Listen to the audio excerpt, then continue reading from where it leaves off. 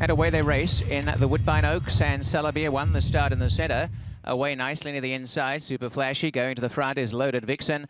And over on the inside, Swoop to finish. On the outer is Busy Marlene, and splitting horses, McCool's Girl finding space to drive up towards the leaders.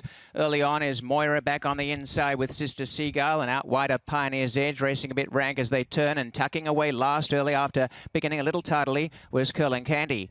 Racing in the lead is Loaded Vixen, pressed by Salabia. A length and a half to McCool's Girl, takes a nice drop in third. Off the rail, Swoop to finish, and Super Flashy comes up on the inside. They're a length and a half to Moira, and then came Busy Marlene. Curlin Candy scrapes paint on the inside. And towards the back in the early stages, Pioneer's Edge, and last is Sister Seagull. Racing along out in front by a neck is Loaded Vixen from Salabia. With the drop, McCool's Girl, 2 lengths away third. 3.5 to Swoop to finish, Super Flashy. Moira travelling up in the centre. On the outside, Busy Marlene and Curlin Candy on the inside, and at the back, Sister Seagull, and last is Pioneer's Edge. There has been no shift to position.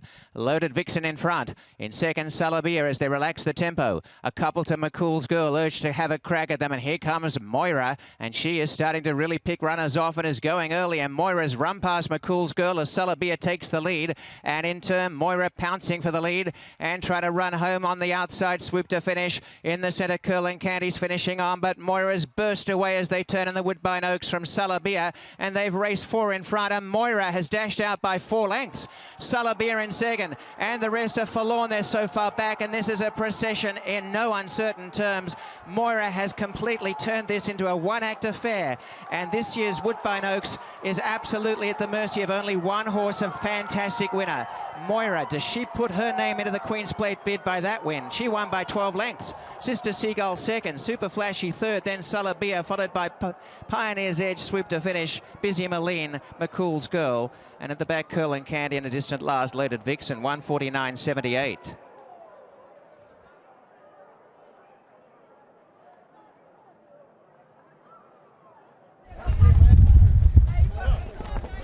Let's go, girls. Get in. Keep her head my way. Keep her head my way.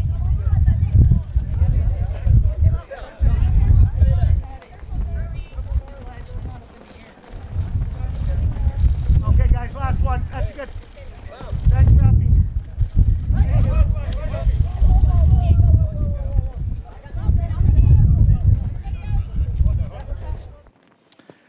The ups and downs in horse racing, that is the story that Moira just wrote in the last 30 minutes here at Woodbine. Rafael Hernandez, a perfect ride. Kevin Attard, who I think just lived about 9 lives for the last 30 minutes.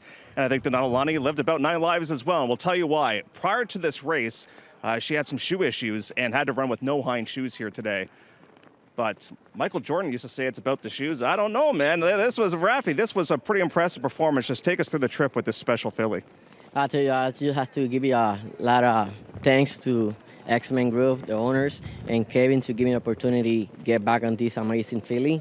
And from the first day I get on in the morning, I was impressed. And then thank you guys for giving me an opportunity. And she showed up today, like you said, she got some issue with the shoes. And I look at Kevin. Well, Kevin, she had to give me the best what she have today because she got no 2 back shoes. I can say all at once. So, and look at what she did. She just played with the rest of the field. She seemed to shut down so nicely for you. She relaxed so beautifully. And when you asked her, it was pretty much game over. Yeah, she was a push button in the first turn. We just take much ground we can and make sure in the backside. I know horse is going to be stopped in front of me. I just try to get away from them. By the 3A, I was already where I want to be. And turn from home, I just talked to her and said, come on, Moira, that's all about you. Go get it. And she just exploded. Second faster than the boys. Way to go, my man. Thank you, guys. Let's bring in Kevin Attard. Kevin, back-to-back Oaks wins for you. Just tell us what your emotions have been like over the last half hour. Yeah, it was crazy. You know, she's always been a little bit kind of antsy in the paddock. We've schooled her a lot, and she just kind of had a little episode and unfortunately stepped on her hind foot and kind of knocked off the one shoe and kind of bent the other shoe. The paddock blacksmith tried to adjust it and fix it. Hopefully he's not hurt. I appreciate his effort.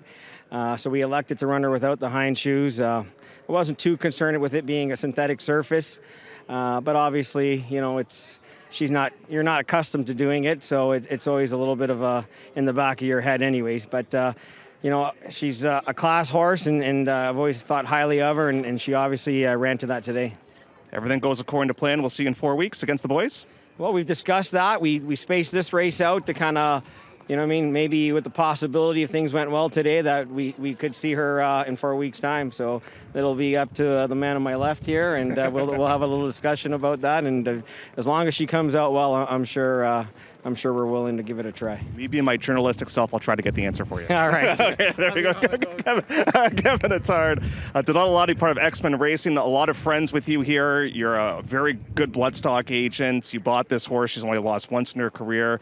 What does it mean for you, a guy that was brought up in Montreal, to win a Canadian classic race like this? You know, it's something as a kid. You grow up, you want to win Stanley Cup. After that, you want to win the Oaks, and that's a dream come true for me, being a Canadian boy, growing up in Montreal, and just being here is thrilled with my friends and family and partners.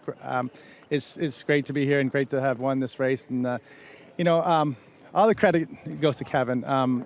You know, he's an amazing horse trainer, amazing human being, and he calls the shots. And it was all him. And he was his idea to not run and skip the last race and give her 6 weeks, right. You know, and he knew he could get her ready to run a mile and eighth in the Oaks. So I want to thank my partners, Tom Ryan, SF, and Gavin Murphy, who are SF bloodstock, and Soul Cumin, Matacat. Those silks are legendary around the country. Wish they were here, but you know, Tom's at Del Mar and Saul's at Saratoga, so I had the assignment to come here at Woodbine, which I prefer to come here anyways. I have great partners, X-Men partners, the luckiest partners I brought into X-Men. When I made X-Men happen, I made sure I got the luckiest guys in the business to be part of X-Men. John Fieldings and Plouffe, Dave Anderson. I mean, it's a crew of guys, that amazing guys, that very lucky guys, and just they're wonderful people. So you go a second faster than the boys. It's only you and me talking. This will be our last question. Am I going to see you in 4 weeks in the plate? It's going to be up to her and Kevin. And if I get the call, I'm going to drive back up, and it'd be great to run in that race again. It's happened before. Phillies have won it before, but we're just so lucky to be here today. So just take one race at a time. And thank you for Woodbine. Do a great job here, and it's a great place to come. She's a beauty. Congratulations, my men. It's Denali, part of X-Men Racing. Moira, you win the Oaks, but you win in style, and you go a second faster than the boys. That's a pretty special filly. Coming up next, the Dance Smartly as we start off the Ladies of the Lawn series.